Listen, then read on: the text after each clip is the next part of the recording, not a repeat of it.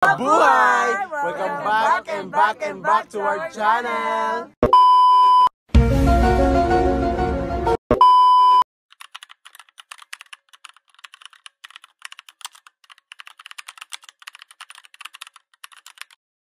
For today, we're going to discuss about parallelism.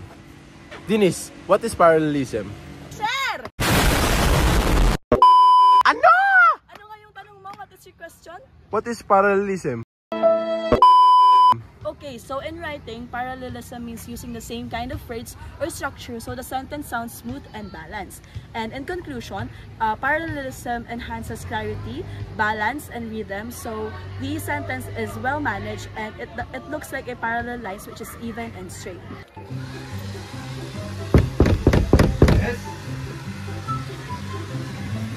In essence, parallelism is about maintaining a consistent grammatical structure when presenting a series of related elements in writing.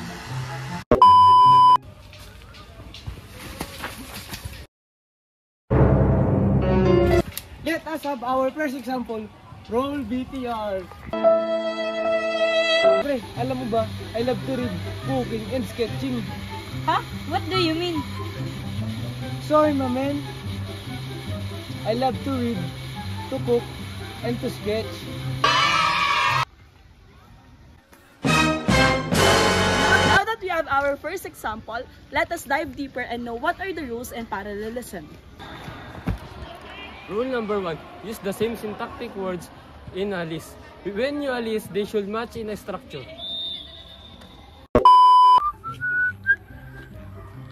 For example, she enjoys cycling to paint and sing. This statement is wrong.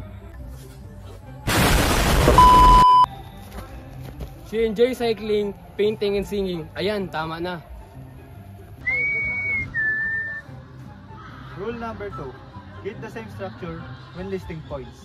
For example, to succeed, you must work hard, being focused, and never give up. Huh? That is not correct. The correction is, to succeed, you must work hard, stay focused, and never give up.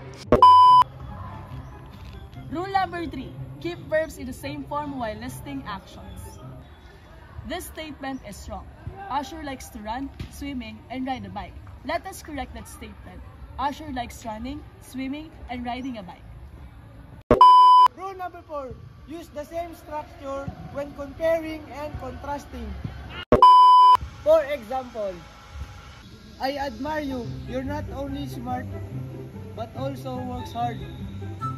Do you mean I'm not only smart, but also hardworking? Yes! Think of parallelism as a music. When one note is off, it is not a good music. Guys, 1, 2, 3, go! Thank you and subscribe!